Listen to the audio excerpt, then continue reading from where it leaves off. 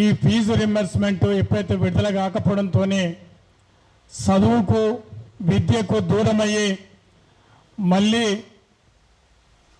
పాత పద్ధతులలో వృత్తులను ఎంచుకునేటువంటి పరిస్థితి రాష్ట్ర ప్రభుత్వాలు ఉద్దేశపూర్వకంగానే ఇలా ఫీజు రింబర్స్మెంట్ని విడుదల చేస్తలేవు. ఇవాళ నిజంగా ఈ ప్రభుత్వం మరి 7,000 కోట్ల రూపాయలు ఇవ్వలేనటువంటి దుస్థితిలో ఉన్నదా అంటే విద్యార్థులకు విద్యని దూరం చేసేటువంటి విధానంతోనే ఈ ఫీజు రియంబర్స్మెంట్ని విడుదల చేస్తలేదు. తెలంగాణ రాష్ట్రం వస్తే ధనిక రాష్ట్రం అని మరి అనేక రకాలుగా ఈ ప్రభుత్వం గ్లోబల్ సమ్మిట్ అనేక రకాలుగా ఈ రాష్ట్రాన్ని జీడిపి కానీ లేకపోతే అత్యధిక భారతదేశంలో అగ్రగానిగా నిలబెడతామన్నటువంటి ఈ రాష్ట్ర ప్రభుత్వం ముఖ్యమంత్రి గారు మరి 7,000 కోట్ల రూపాయలు ఇవ్వడానికి ఎందుకు మనసు విప్పలేడనేది మనం అర్థం చేసుకోవాలి. ఇవాళ విద్యని సామాజిక బాధ్యత కాకుండా ఇది వ్యాపారంగా చేతులెత్తేసేటువంటి పరిస్థితి ఇలా ఉన్నటువంటి ప్రభుత్వాలు అనుసరిస్తూ ఉన్నాయి. దానిలో భాగంగానే ఇవాళ 7,000 కోట్ల రూపాయలు ఫీజు రింబర్స్మెంట్ ఇవ్వకుండా పేద విద్యార్థులని విద్యకు దూరం చేసే విధానాన్ని రాష్ట్ర ప్రభుత్వం అవలంబిస్తూ ఉంది.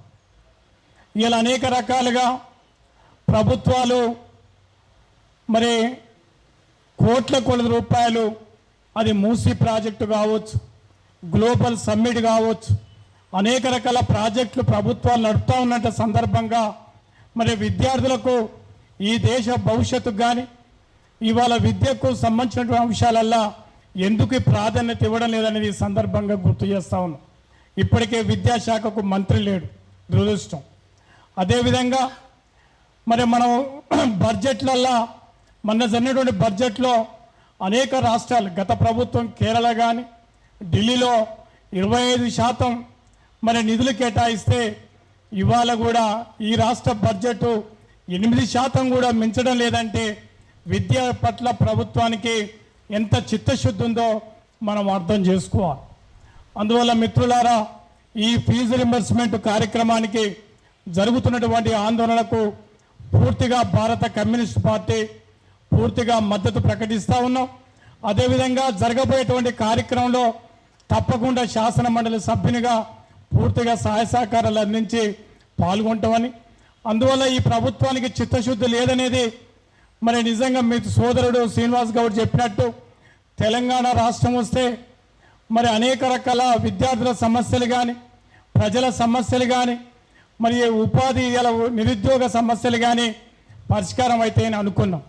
కానీ దురదృష్టం మరి ఇవాళ అనేక సమస్యలు కొట్టుమిట్టాడుతూ ఉన్నాయి. ఫీజు రింబర్స్మెంట్ కానీ మరి ఇలా నిరుద్యోగులు వేలాది మంది విద్యార్థులు కళ్ళకు ఒత్తులు పెట్టుకొని మరి గ్రామీణ ప్రాంతాలకు వెళ్ళి వచ్చి హైదరాబాదులో ట్యూషన్ అంటే మరి ఇలా ఇలా వాళ్ళ ఉద్యోగాలకు ప్రిపేర్ అవుతూ ఉంటారు. కానీ ఉద్యోగ నోటిఫికేషన్ లేకుండా ఇలా ప్రతిరోజు నిత్యం ఆందోళన వైపు కొనసాగుతూ ఉంది. అందువల్ల ఇవాళ మరి యువజన విద్యార్థులతోని ప్రభుత్వాల జీవితాలతో చెలగాట మాడుతూ ఉన్నాయి. ఇవాళ చూస్తూ ఉన్నాం భారతదేశం యువతరం విద్యార్థుల తీవ్ర మరి అసంతృప్తి ఉన్నది. ఒక సుప్రీంకోర్టు జడ్జి కాంక్రోచ్ అన్నదానికి నిదర్శనం. భారతదేశంలో యువతరం విద్యార్థులు ఒక తీవ్ర అసంతృప్తిని రగులుపెడతా ఉండ్రు. భవిష్యత్తులో ఇది నేపాల్ తరాలో లేకపోతే శ్రీలంక తరాలో ఈ భారతదేశంలో కూడా ఉద్యమాలు రావడానికి అవకాశం ఉందని సందర్భంగా గుర్తు చేస్తూ ఉన్నాం. గతంలో నెదురుమల్లి జనార్దన్ రెడ్డి కానీ లేకపోతే ప్రభుత్వాలు యువజన విద్యార్థులకు వ్యతిరేకంగా ఉన్నప్పుడు ఈ రాష్ట్ర ప్రభుత్వాలని మరి పీఠాలను మార్చిన శక్తి ఉందని సందర్భం గుర్తు చేస్తూ ఉన్నాం. ఈ రాష్ట్ర ముఖ్యమంత్రి గారు కూడా ఈ సందర్భం గుర్తు చేస్తూ ఉన్నాం.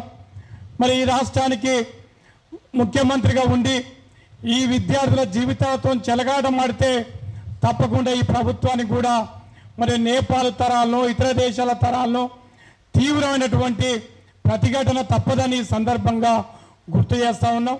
అందువల్ల ఫీజు రింబర్స్మెంట్ మరి ఆందోళనకు పూర్తిగా బీసీ సంఘాలు రేపు 10వ తేదీ నాడు వామపక్ష విద్యార్థి సంఘాలు కూడా పెద్ద ఎత్తున ఏఎస్ఎఫ్ కానీ ఎస్ఎఫ్ఐ మరి పీడిఎస్ కూడా రేపు 10వ తేదీ నాడు పెద్ద ఎత్తున ఆందోళన కార్యక్రమాలు నిర్వహిస్తూ ఉన్నారు.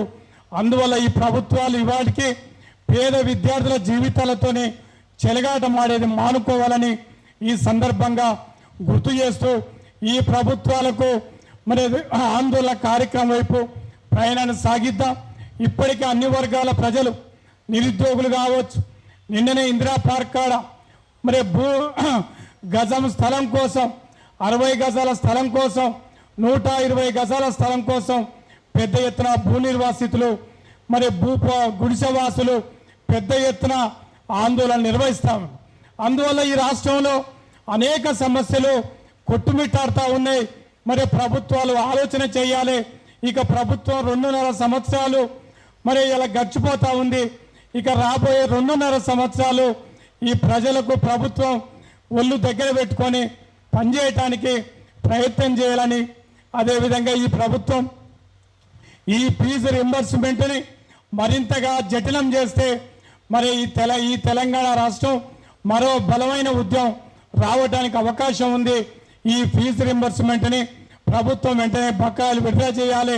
కుంటి సాకు చెప్పేది లేకపోతే మా దగ్గర డబ్బులు లేవనో ఈ రకమైనటువంటి ఆలోచనని మానుకోవాలని గుర్తు చేస్తూ ఈ యొక్క కార్యక్రమానికి సంపూర్ణంగా భారత కమ్యూనిస్ట్ పార్టీ మద్దతు ఇస్తుందని చెప్తూ నేను ముగిస్తున్నాను.